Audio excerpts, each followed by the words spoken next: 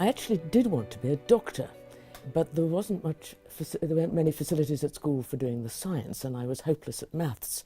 So I looked around for something else, and my father was a solicitor, his father had been a solicitor, one of my ancestors had been a judge, so it seemed logical to go into the law. And my father had a great ambition that his solicitor's firm could then be renamed Arden, Son and Daughter. There was lots of sucking of breath, saying it's going to be difficult, you know, but it was all about, well, you can be a solicitor, but you can't be a barrister, you know, people will never instruct you and you'll never be able to get on. But, and this is a big but, I come from the Northwest, and in our area we had a very famous woman advocate, Rose Heilbronn, and she was in the newspaper pretty much every day. And she was very glamorous, she had a huge amount of charisma, she won a great deal of her criminal cases, and so there was a role model. By the time I'd finished 4 years in Cambridge, I decided I would like to go to the bar, so I plucked up courage to tell my father, and he was then enormously supportive. I went into company law, and that was because I had a very good pupil master. But at the end of the 6 months, he said, you will have to go somewhere else, which I did. And eventually the chambers said, after all, we will try taking a woman. So they called me back and I got a tenancy. But that meant I was a company law specialist. I did some other subjects, but primarily company law, which is certainly a male-dominated field. But it's also a field where it's very cerebral. You're working out how you can do a transaction, whether a transaction will be lawful. Because in company law, people don't want to go to court. They want to know if they can do the transaction tomorrow. So you have to give them a reasoned answer in time for them to take the commercial advantage of doing the transaction tomorrow. So that suited me very much because I, in due course, got married and had children. Got married to another barrister, but we were in different fields. That's quite important. He was doing commercial law, I was doing company law. And it meant that I could work more flexibly. But at the same time, I think it was also easier for the solicitors because they could instruct me, but they never had to say to the client, oh, well, shall we have a woman advocate? They didn't have to make that sort of choice. They would say, now we want an opinion on this, or we want some drafting done, we'll send it to the counsel whom we normally use. And for a long time, I simply signed myself with my initials. I became a silk at a very young age, 1986, and that, as you know, is quite a risky business, but it didn't make any change, except this, it opened the door to travelling abroad to do cases abroad and giving advice abroad and appearing in court abroad, and I thoroughly enjoyed that. I believe in diversity of thought. My main interest in the law is the cerebral approach of thinking about what the law should be, how it should respond to society's needs, how it should move on when it's right for it to move on. And in that discussion, there ought to be many minds brought to bear. And the research shows that if you bring many minds from different directions, whether it's race or gender or ethnicity or whatever, you get a richer result. And that's my view. It's putting several different minds together. And therefore, I very much encourage women because they're obviously, although they're the majority in society, they're not the majority in the judiciary.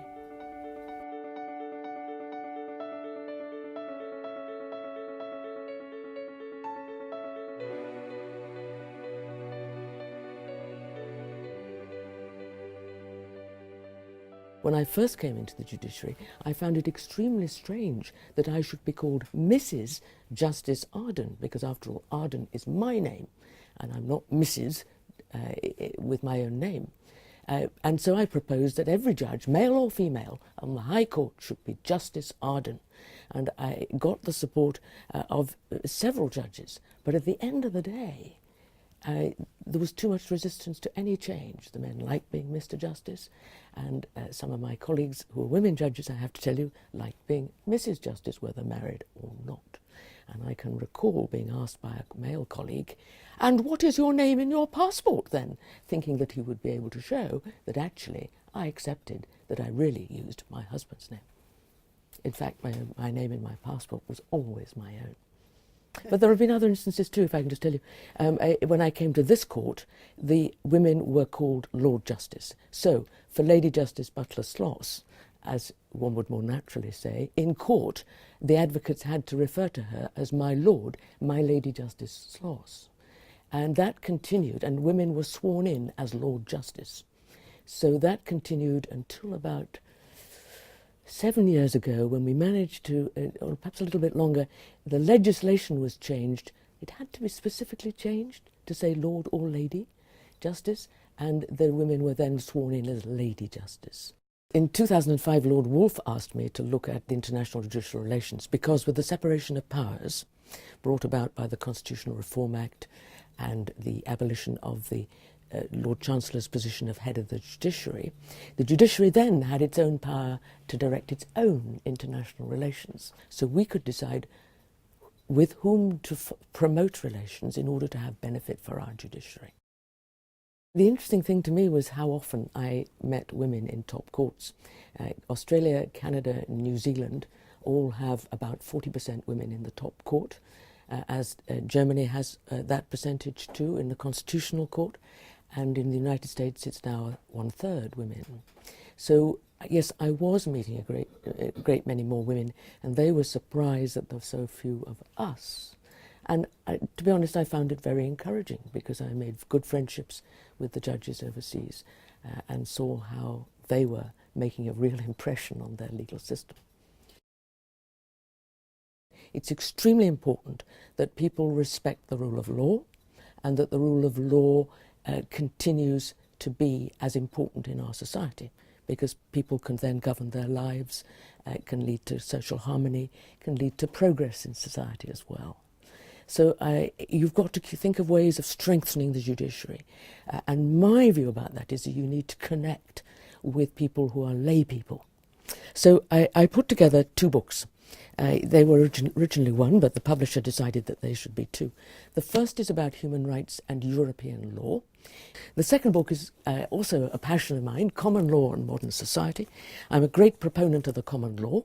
The common law will grow from strength to strength. It's historical, it builds on its experience, and it can adapt very swiftly, much more swiftly than a civil law system. At the end, I have discussed the way forward. I've used Tennyson's phrase about the old order changeth, and that deals with such matters as judgment writing style, trying to connect, the point I was making before, and also with the progress of women. I have to say that progress is not nearly as fast as I thought it would be coming out of university. I thought that the world was our oyster, and it's not been. So I just would like the next generation to find it easier to balance life and work, and family and work, and also to make better progress in their careers.